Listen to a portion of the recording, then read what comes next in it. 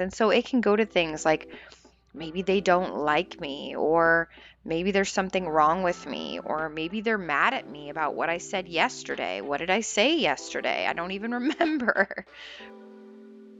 Welcome to the Love Your Brain podcast, the podcast designed for everyday people who are ready to hop off the negative thought hamster wheel and enjoy a less hostile environment in their own brains. Our brains are where we live our entire lives, and I'm on a mission to help people see that they have everything they need to make it a happier place to be. So join us for this episode of the Love Your Brain podcast. Let's get started. All right, party people, welcome back to the podcast. Now, I recently asked listeners of the podcast on social media about topics that they wanted to hear more about. And one person responded that they wanted to hear more about ways to combat cognitive distortions. And if you're not familiar with what those are, I like to call them like thinking ruts or bad thought habits that we get ourselves stuck in. They're usually characterized by thoughts that are both not based in reality, they're not accurate, and they're not helpful. So let's keep that in our minds. These are thoughts that are not accurate and they're not helpful. Now, when we talk about cognitive distortions, these are things that usually a therapist or a counselor will help you break down. And I think it can be really helpful to have someone like that to break down these negative thought patterns. But today, I want to give you some just everyday tools that anybody can use, even if you're not in therapy, even if you're not in counseling, because there's definitely things that you can do on your own to hack this whole process of transforming how your brain works and breaking out of this rut of being stuck in these cognitive distortions. But what the heck are cognitive distortions to start with? Well, there's a few of them, and some of them, once I read them off to you, you're going to be like, oh, yeah, I know what that is. So, some of the examples are things like jumping to conclusions, where you're making an assumption that it will end negatively, when that may not always be the case. Things like should, using should statements a lot, or trying to make decisions based off what you should do. That's another distortion. There is personalization or over personalizing, when you're looking at situations and you are interpreting them and saying it means something about you or that you caused a problem. Always this connection to self when that's not always the case. All or nothing thinking, everything is black or white. Some of these may be ringing a bell for you, and you may be like, you know what, I might be struggling with that a little bit. So I'm excited to tell you today we're going to have a fun one. This is going to be a fun episode. We are going to break down some of these, how to break through them, how to identify them, and honestly, just a fun little thing to play around with at the end. So stick around to the end and maybe you'll learn something fun that will just add a little joy to your life. So, now one of the ways that I personally use to identify my own cognitive distortions is pretty simple. I say to myself, would I 10 or 20 years from now, would my future self look back on me today and how I'm thinking, and would she laugh?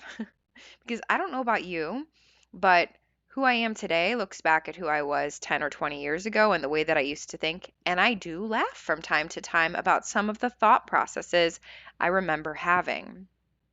They crack me up because I'm like, what in the world was she thinking?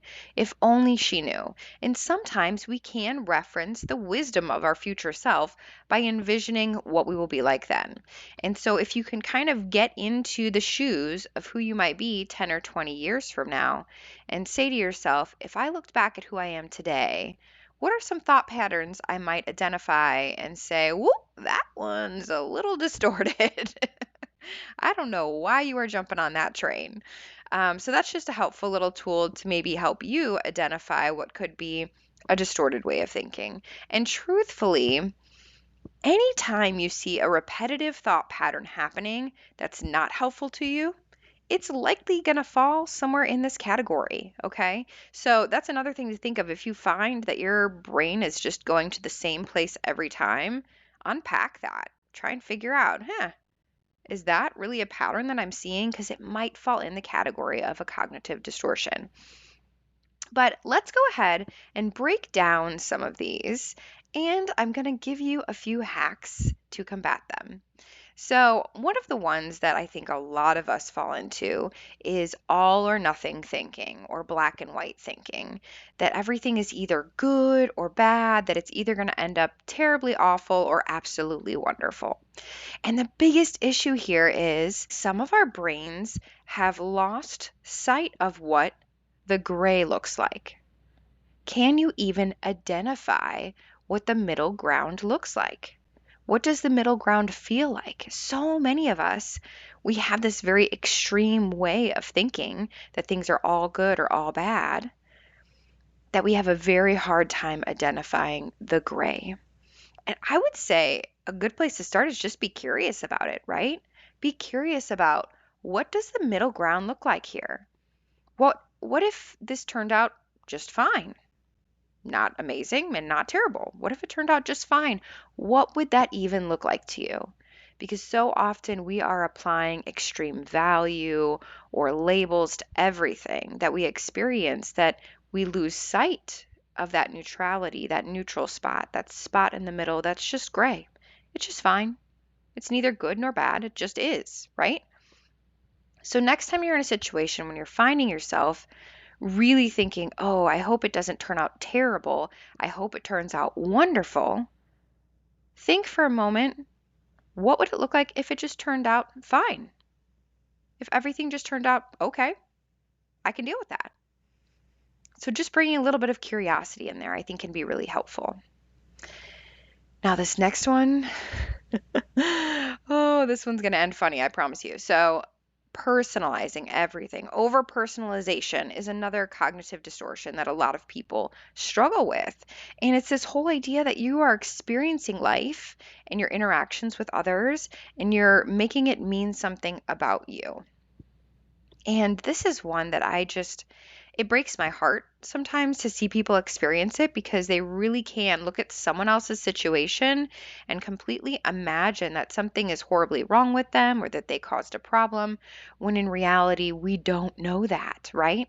We don't know most of the time whether or not it's about us, but often it's not. It's someone else's own experience, and we're just a part of it, right? So here's the thing.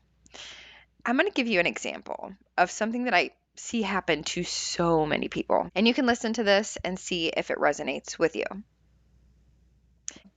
Say you are walking through the grocery store, or maybe you're at work, and you smile at someone, or you wave, or you say hello, and they don't respond. Or worse yet, they like grimace or like roll their eyes or whatever. They have a negative response.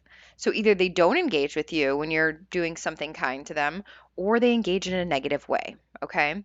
Now, this is something that I see can throw people off their game for the day. Like, if that happens first thing when you get to work and you say hi to someone and they just ignore you, that can put you in a cruddy mood for the rest of the day. But it doesn't have to. Because so much of the time it has absolutely nothing to do with you, but that's what our brains are doing, is they are personalizing that interaction, making it think that something's wrong with us. Now, our brains can just run with this sometimes. Again, remember, these are thought processes that likely we've experienced before, and so our brain is just taking the most efficient, well-worn route in our brains. And so it can go to things like, maybe they don't like me, or maybe there's something wrong with me, or maybe they're mad at me about what I said yesterday. What did I say yesterday? I don't even remember, right? Our thoughts can go down these paths that we don't even recognize in the moment often that it's happening, but it is. So here is a slightly silly tool that I have learned to use over the years, and it's been very helpful for me. Maybe it will be helpful for you. So it started off, I used to love to run on these trails. And when you're running, it's like very common that when you run past someone, you smile or you wave or you say hi, right? You don't typically just like run past someone on a trail and like avoid all eye contact, but there are people that do that, and I find it very weird. So I thought to myself, how can I change how I'm thinking about this interaction? And this one time I passed this guy and he didn't smile or wave back. And I just thought to myself, what if he has gas? And he is trying to run on this trail and he has gas. And that's the reason why he didn't smile at me, because he is struggling with gas. Okay. That was the thought process I had. And I'm like, you know what? I'm going to use this for everything. So now, whenever I pass anyone that I smile or wave at or whatever, and they don't wave back or smile back or engage positively, I just think they might have gas. They might be having their own kind of bad day. They're experiencing something in their body or their own brain that has nothing to do with me, but that's their journey. And they're probably just trying to make it through and just trying to survive life right now. And they don't have the energy to engage with me in a positive way. So try that one on for size.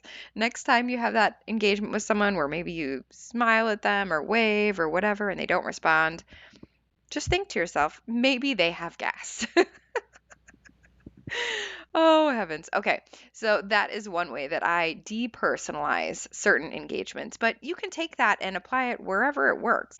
A lot of times we're applying things to mean something about us that definitely don't. They're far from reality. They're not accurate and they're not helpful. Okay.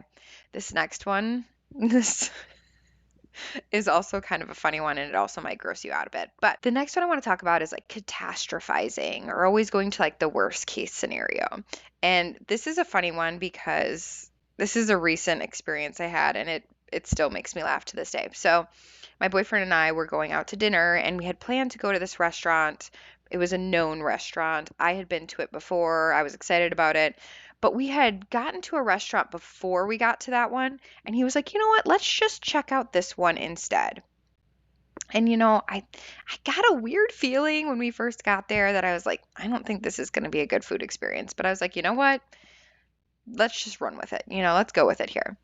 So we get in there and we're ordering, and the first experience with the food told me everything I needed to know. So, at a lot of restaurants, they'll bring you bread and butter to start. So they brought us bread and then they brought us like these little containers of whipped butter. But when I looked at them, there was lots of like specks in there. And at first I thought, well, like maybe this is like a garlic butter situation, but the specks were all mostly like brown and black. So I'm like, maybe it's pepper. I don't know. Maybe they flavored their butter with pepper. And so, I just went ahead and dipped my bread in this butter and I put it in my mouth and it had no flavor at all. I don't even think it was salted butter. But when I was done, it felt like I had an immense amount of sand in my mouth.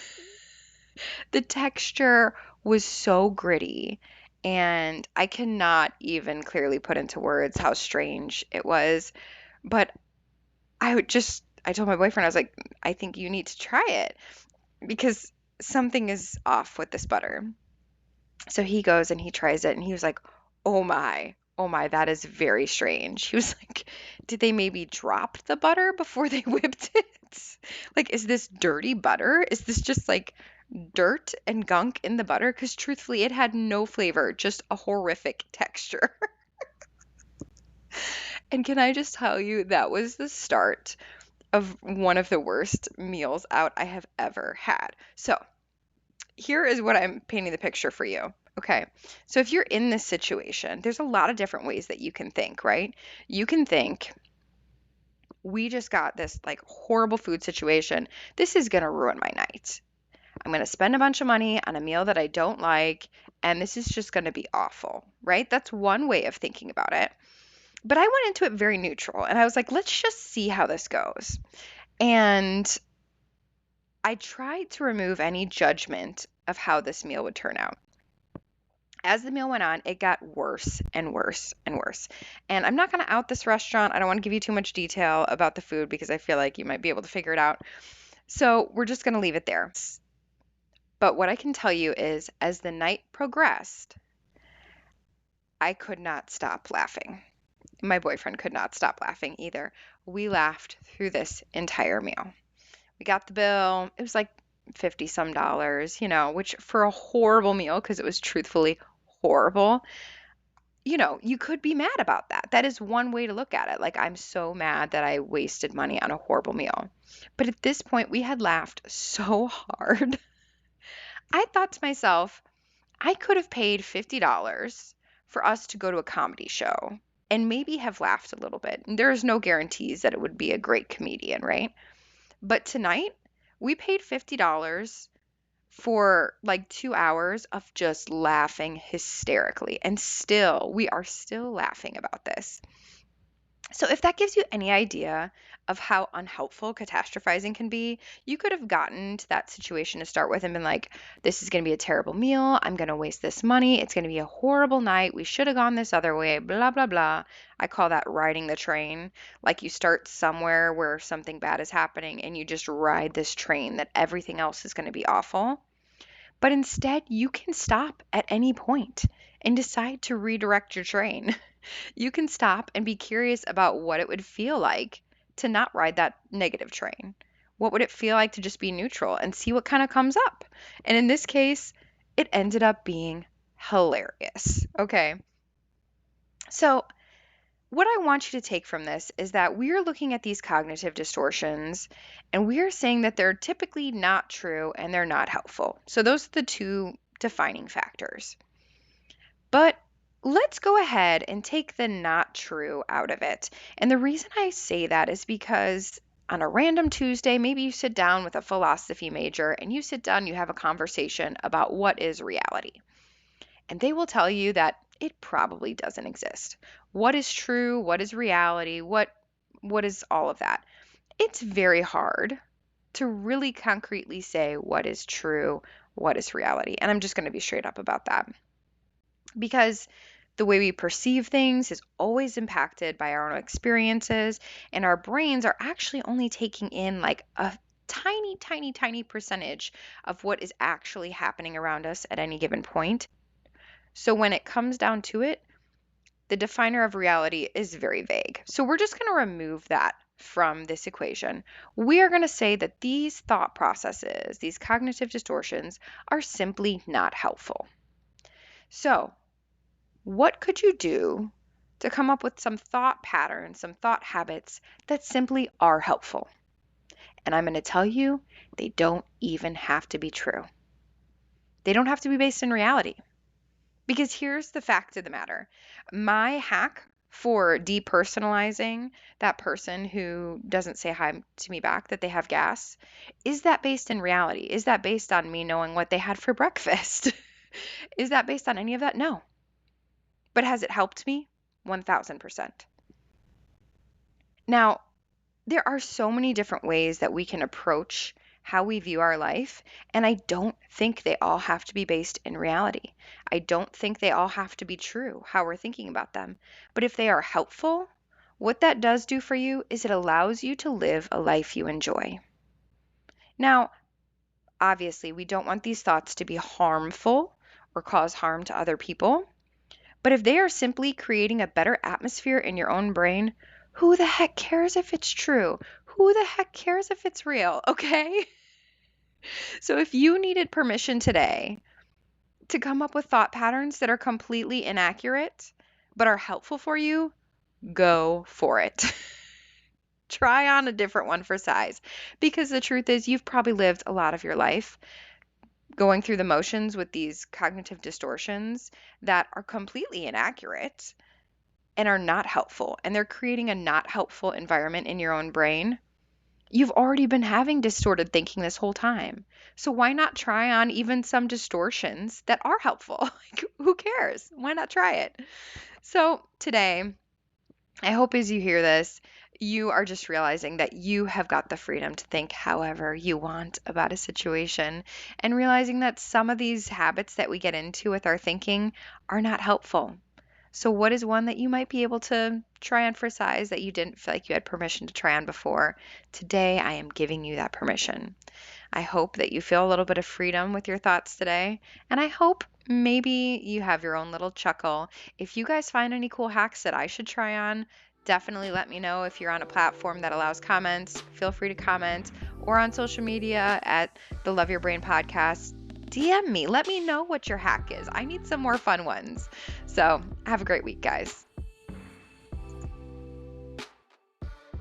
I hope you found something helpful here today on the Love Your Brain podcast. Maybe a laugh or a feeling of validation, or maybe just a few moments to have company while you do your laundry. Whatever you take from it, I hope you enjoyed your time and leave feeling empowered to be more you every day. Make sure you're subscribed so you don't miss out on the next episode, and leave a review. I'd love to hear what you think. Have a great one.